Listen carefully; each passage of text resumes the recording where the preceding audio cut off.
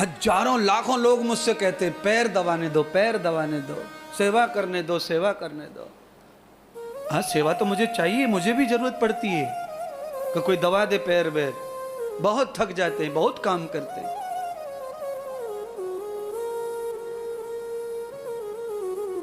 दूसरों के भरोसे कभी सुख आने वाला नहीं, कभी नहीं आ सकता है। सुख को खुद ही बटोरना पड़ेगा, सुख की फसल बोनी पड़ेगी तब सुख आएगा। दूसरों की सेवा से अपाहिजता लगती है। हाँ, शिष्यों का कल्याण हो, चेलों का उत्थान हो, उनको मौका मिले सेवा करने का, मिले वैसी सेवा कभी कभी दे दो, कोई फर्क नहीं बात। पर यदा कदा ठीक है। अगर आपने रोज ये पैरों की चप्पी की आदत डाल ली तो बिना दवाए फिर नींद आती नहीं है।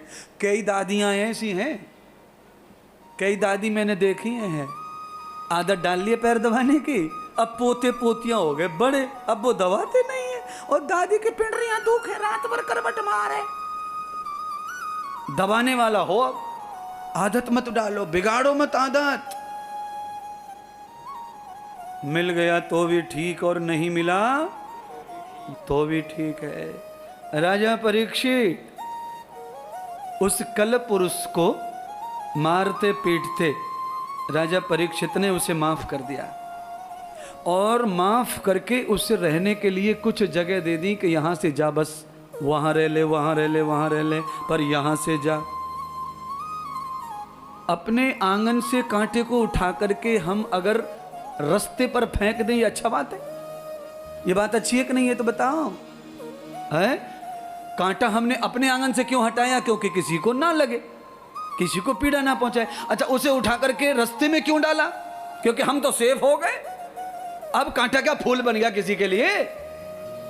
राजा ने सबसे बड़ी गलती यही कर दी। ये कांटा जो निकाला है इसे फेंकना नहीं चाहिए था, इसे तोड़ देना चाहिए था, चटनी बना देना चाहिए था, पर राजा ने ऐसा नहीं किया। माफी मांग ली उसने और माफ कर दिया, रहने की जगह बता दी। कहाँ? कल मद्राम कृतो न भूयः। 4 जगह बताई पहले। जाओ मद्रा में निवास करो, जुए में निवास करो, पैसा से बेचने वाले शरीर को ऐसी स्त्री में निवास करो, बिना वजह के झगड़ा करने वाली घर में निवास करो। 4 जगह। कलयुग बड़ा होशियार था, कहा ये जगह तो बहुत तकलीफ की है। अरे महाराज, संडे को तो कोई अच्छी जगह बताओ, दुनिया गार्डन घूमने जावे संडे को बच्चन ने लेके, एक जगह अच्छी बताओ संडे वारी। तो राजा के मुंह से संग के कारण बुद्धि खराब हो गई राजा की। 5 मिनट में संग से बुद्धि खराब हो गई। उतने में राजा ने कह दिया, जा सोने में प्रवेश हो जा। आगंगम स्वर्णो कृतम भूयः।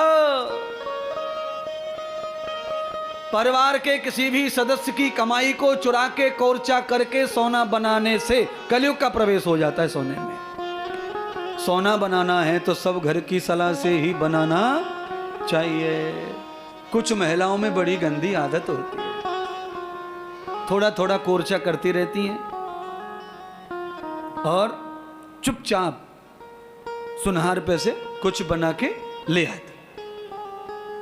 अच्छा, कुछ तो उससे भी ज्यादा भयंकर औरत होती हैं।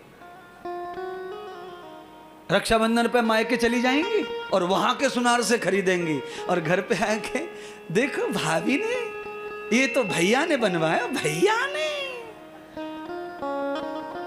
मैं तुमसे ना कह रहा, किसी औरत से, सही कह रहा हूं मैं ईमानदारी से। जिन्होंने ऐसा कांड करो है वो अपने आप ही समझ, गुरुजी तो बड़े जानते सबके बारे में। उसमें कलयुग है, कलयुग। अरे सोना पहनना है, पति की मेहनत की कमाई है, खुल्लम खुल्ला बनवा। ऑर्डर करो पति से, तुमको सुंदर औरत होना तो सोना लाओ, नथली लाओ, टिकली लाओ, हार लाओ और मुझे सजाओ अपने हाथों से, फिर देखो मैं कैसी लगती हूं अप्सरा। और वो उचुर पुचुर करे तो तुम ब्रश भी मत करो, बास मारने दो मुंह में से, अपने आप सुनेगा 2 दिन बाद। यूं क्यों साड़ी क्यों लगा रही है, अभी बास आ रही है क्या? ऐसी क्या बात कह दी मैंने शर्म की जो शर्म आ रहे हो? पति को अगर हमने सुख दिया है तो उनकी कमाई पर हमारा अधिकार भी बनता है। तो खुल्लम खुल्ला करो सब जो करना है। अच्छा, किसी किसी का पति बड़ा आताताई होता है, वो पत्नी को बनवाता तो है ही नहीं, पर जो उसके मायके से मिला था, मामा भूपा ने दिया था शादी में, उसे भी उठा के ले जाता है और लौट के आता ही नहीं जब तक वो पूरा पी खा के फ्री न कर दे हथनी को, नथली को। ऐसे पतियों में तो समझ गए होंगे, पीछे बहुत बार बताया है वो खेल। पत्नी के आभूषणों को बेचकर जो पी के आता है, उसकी खबर उल्टे झाड़ू से लेनी चाहिए। घर पे बुला के, दरवाजा लगवा के, और छपकली मारने वालों झाड़ू होनो, छपकली मारो। दिवाली में कौन से झाड़ू से मारे छपकली, समझ गए होंगे सब।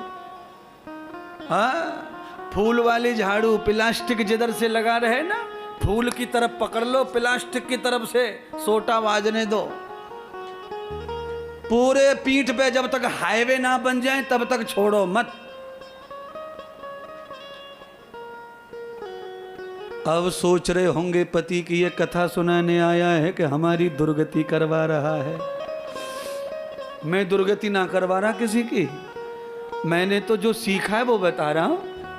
ज्यादा गंदे कपड़े हो जाते हैं तो हमारी वॉशिंग मशीन, हमारी मम्मी दोनों धो नहीं पाती हैं, तो हम ड्राई क्लीनर पे ले जाते हैं, फिर वो वहाँ नदी पे ले जाता है, फिर वो बहुत मोटे मोगरा से कुटाई करता है गोदड़ी और दरियों की।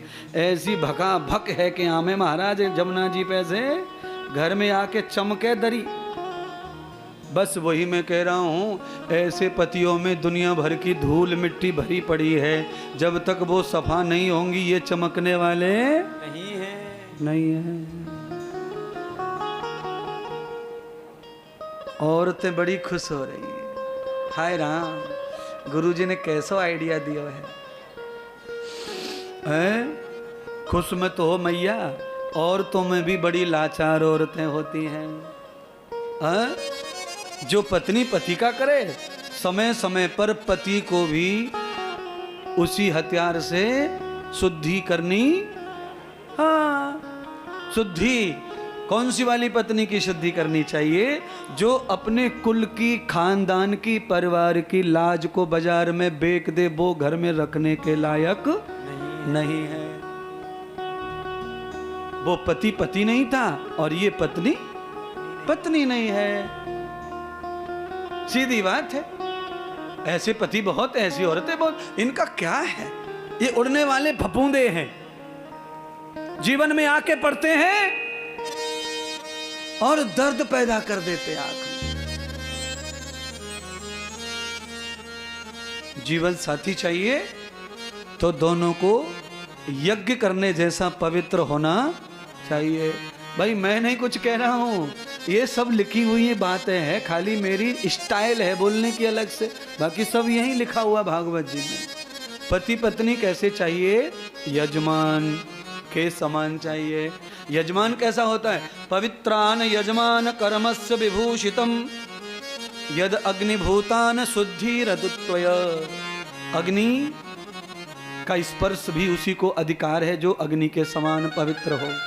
यजमान पवित्र होता नहीं विकास जी, तो पंडित जी क्या करता है? पानी लेता है लोटा में से, उस पर छिड़क छिड़क के पवित्र करे, मंत्र बोल बोल के। पवित्राः अपवित्रो वा सर्वा वस्तांगते पिवाः। अंग अंग पवित्र हो जाए। नहा के धोके कुर्ता चकाचक पहन के बैठा यजमान, पर पंडित जी फिर भी पवित्र कर रहा है।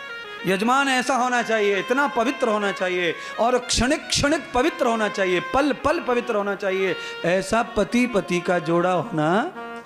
हाँ, इसीलिए अग्नि के फेरे लेने पड़ते हैं ना। अग्नि को साक्षी मानकर ऐसे ही रहेंगे, अग्नि की तरह बुराइयों को भस्म कर देंगे और अंधेरे में प्रकाश कर देंगे। अग्नि का यही काम है। अग्नि का क्या काम है?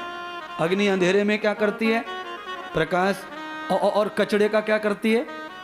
जला के।